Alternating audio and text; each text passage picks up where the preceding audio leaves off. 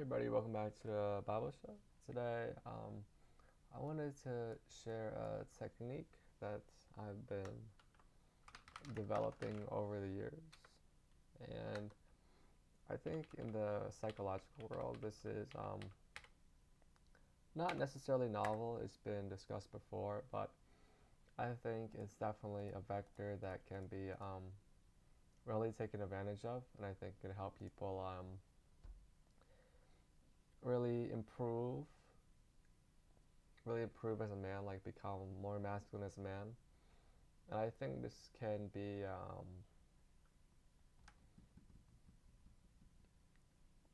can help fight suicide. I think so. So basically, this concept today we're going to be talking about is called phantom pain. In psychology, it's sort of known as not known as, but it's defined as sort of experiencing pain that's not there. So a great example of this is like seeing this is going to be a very graphic video, kind of morbid. So if that really hurts or makes you, if you're sensitive to that, I would click away. But let's go say like, no, back to the example. If you're watching TV and you see someone's head getting decapitated, someone that struggles with phantom pain would sort of feel that pain, would sort of see someone else's experience and sort of feel that sort of pain um, themselves. And does this have much to do with cognitive functions? I'm not too sure. I think at the moment, my idea is that some people are born with phantom pain. They're more sensitive to pain than others, I would say. Maybe the SI users, SI childs, like INTPs and INFPs, um, probably very sensitive, and just having SI in a child slot makes them more sensitive to those type of experiences. But I can imagine different personalities and psyches also experience phantom pain to some degree. For myself, I think I was a kid, since I was at the age where I could really remember stuff like 5 or 6, I've been dealing with phantom pain like whenever. It's not like my tone of voice makes it seems like it's a tragic condition that haunts my life, but that's not the case. It's just something that happens when you watch TV or a movie, and just seeing people. Every now and then it kicks in. Maybe it's sort of like a tick where you think about it and it happens. But sometimes, like when you see people on TV, like getting. Well, if I see people like I used to watch a lot of kung fu when I was younger, and seeing people get beat up, I don't think I felt that pain. But like it was something like people getting their neck slit, their wrist slit. I think that always gave me that phantom pain. I think one scene in particular that really scarred me was when I watched 13 Reasons Why back in high school. I was like 14. That was a pretty good time to be alive. Just on a side note, um, I think life was a lot more interesting when I was 14. In some manners, and there was a scene. I was spoiler for 13 Reasons Why. Um, the girl, if you want to click off, one of the main characters, Hannah, she decides to take her own life, which is always a great tragedy. And there's like a scene, where she gets like box cutters from like CVS, and she proceeds to slit her wrist in the bathtub, and that was definitely that definitely triggered my phantom pain very much. It was I could not go to sleep. I had trouble. I can. Did I go to sleep that night? I think I did eventually, but I was like holding my wrist in pain, just going through that. I say it like I don't like now.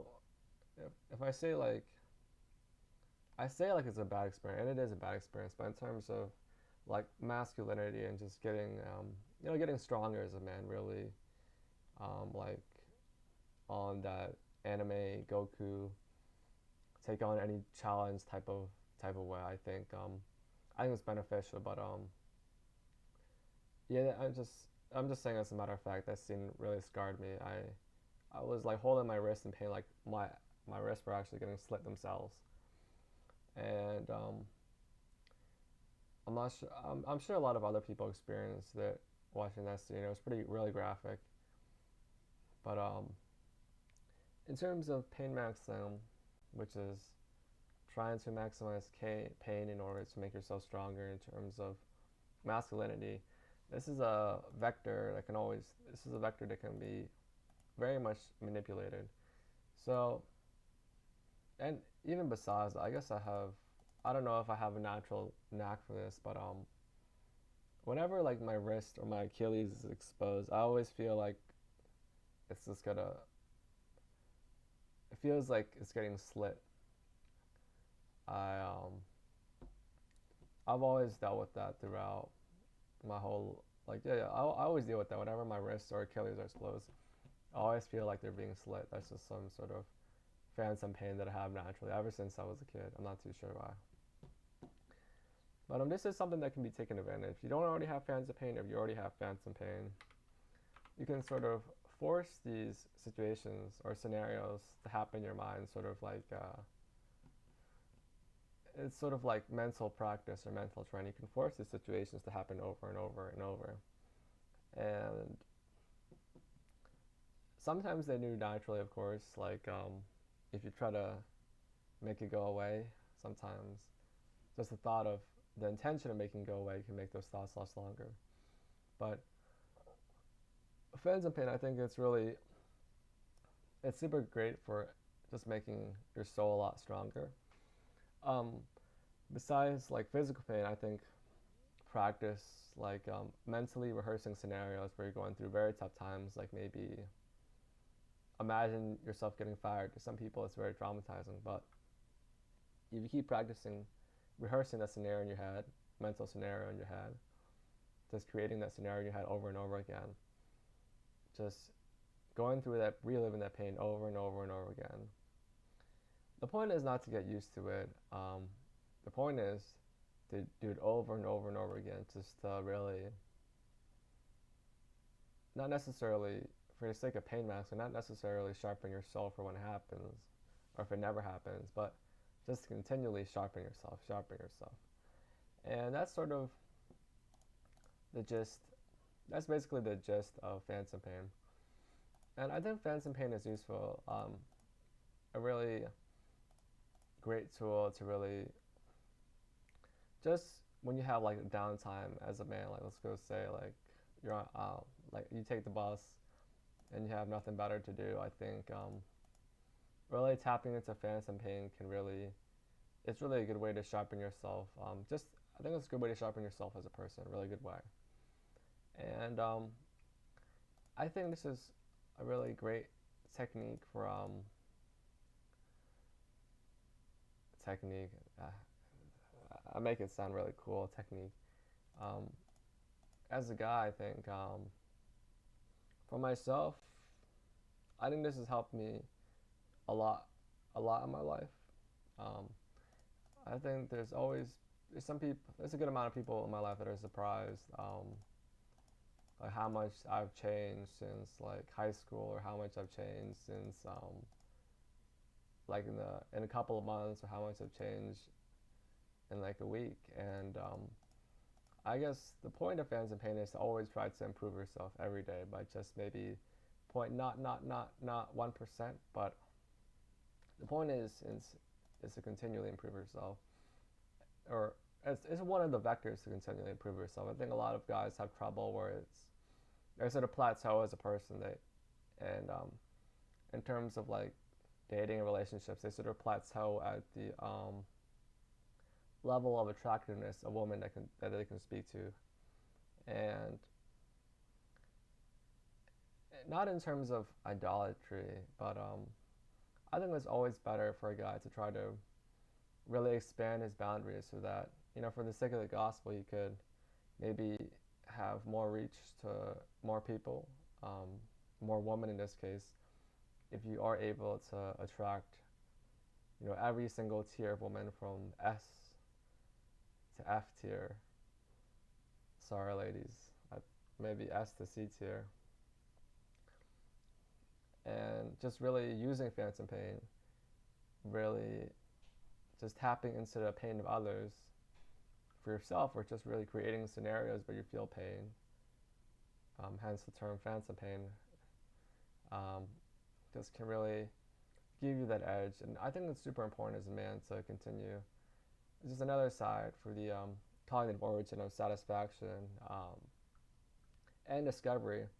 It really satisfies the origins and really gives you that joy in a way. And especially as you get older, life can start to feel like it goes by faster because of the lack of new experiences. And so by really finding that little edge with discovery, I think it's super great to push yourself. And I think it's amazing. I think you're gonna, if if you're a guy and you really master this or hone on this, I think you're gonna, especially as a young man, like if you're 15, 16, 14, and you really pay max, and Phantom Pain is just one of the few vectors, many aspects that you can manipulate. I think in 5 or 6 years, when you're like 20, I think it's gonna be so different than when you were in high school, and I think yeah, everyone around is gonna notice, especially ladies. It's gonna take time for them to process how much you've changed, but it's gonna be a lot of big results, and I think gonna be very happy with the results. And this factor, I think there is a point of diminishing returns, but you don't feel the pain anymore. Like there's but I guess you could create some more new scenarios to really create some more Phantom Pain.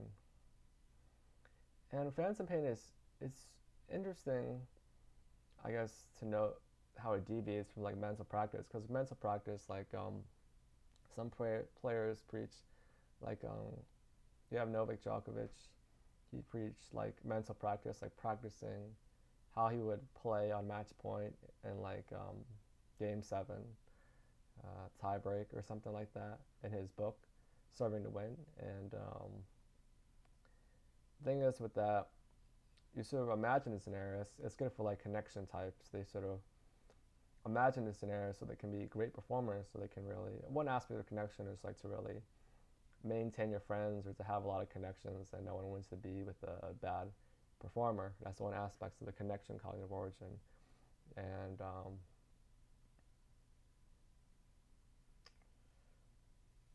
just with that, even with the connection kind of origin and how they mentally rehearse things, I heard Michael, if I remember correctly, when I was really watching Michael Jordan videos and really looking into Michael Jordan, he did some sort of mental practice as well. With mental practice, you don't often feel the pain.